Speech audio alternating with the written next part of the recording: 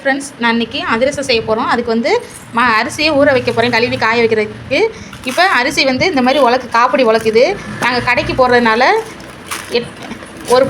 ஒரு படி எடுத்திருக்கேன். ஒரு படி அரிசிக்கு 1 கிலோ மண்டவலம். ஒரு படிங்கிறது 1.5 கிலோ அரிசி. இப்போ இந்த அரிசியை நல்லா கழுவி ஊற வச்சுருக்கேன். இது 4 மணி நேரம் ஊறி இருக்குது. இந்த அரிசி இப்போ மிஷின் லேசாக ஃபேன் காற்றுல உணர விட்டு மிஷினில் கொடுத்து அரைச்சிக்கிடுவோம். காய வச்சு எடுத்தாச்சு.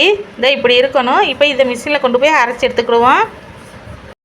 இந்த மண்டவெல்லாம் இப்போ காய்ச்சி எடுத்துக்கிடுவோம்.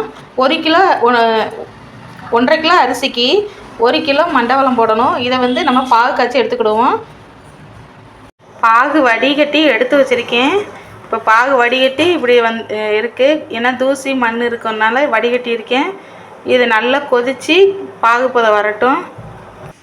மிஷினில் மாவு அரைச்சிட்டு வந்தாச்சு. இந்த இருக்குது. இப்படி உருண்டை பிடிச்சி இப்படி உதிரியாக உதிரணும். இதுதான் மாவோட பக்குவம். நமக்கு பாகு பதம் தான் கரெக்டாக இருக்கணும். இப்போ இந்த பாகு நல்லா வந்துருச்சு. இப்போ நம்ம மாவு எடுத்து கிண்டிக்கிடுவோம். இதை நம்ம எடுத்தோம்னா கையில் வரணும். இந்த மாதிரி வரணும். இப்போ மாவு கிண்டிக்கிடுவோம். பாருங்கள், மாவு பாகில் வந்து கொஞ்சம் கொஞ்சமாக மாவு போட்டு நல்லா கிளறி எடுத்துக்கிடுவோம். மாதிரி மாவு இருக்கணும். மாவு நல்லா பிசைஞ்சாச்சு. மாவு கொஞ்சம் நெல் தான் இருக்கும்.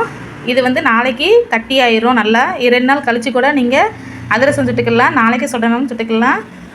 நாளைக்கு அதிரசம் சுட்டு காமிக்கிறோம். எப்படி இருக்குன்னு பாருங்கள். அதிரசம் நாங்கள் சுட்டு முடிச்சிட்டோம். நேற்று மாவு பிணைஞ்சிச்சு. இன்றைக்கி அதிரசம் சுட்டு முடிச்சிட்டோம். நான் வீடியோ போட மறந்துட்டேன். எண்ணெயில் போட்டு பொரிக்கிறப்ப மறந்துட்டேன். அதனால் இப்போ சுட்டு முடிச்ச அதிரசத்தை காமிக்கிறேன். நீங்களும் ட்ரை பண்ணி பாருங்கள். இந்த வீடியோ உங்களுக்கு பிடிச்சிருந்தால் லைக் பண்ணுங்கள், ஷேர் பண்ணுங்கள், மறக்காமல் சப்ஸ்கிரைப் பண்ணுங்கள். தேங்க்யூ. எண்ணெயை நல்லா சூடாக வச்சு அதிரசம் போடுங்க. அப்படின்னா தான் நல்லா புசு புசுன்னு எலும்பி வரும்.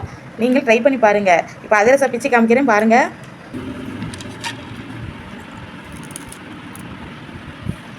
பாருங்கள், அதிரசம் அப்படியே பொழுன்னு உதிருது. இந்த மாதிரி இருக்கணும். அதிரசம் வந்து இந்த மாதிரி இருந்தால் தான் அதிரசம் நல்ல மாவாக நல்லா சூப்பராக இருக்கும். நீங்கள் ட்ரை பண்ணி பாருங்கள்.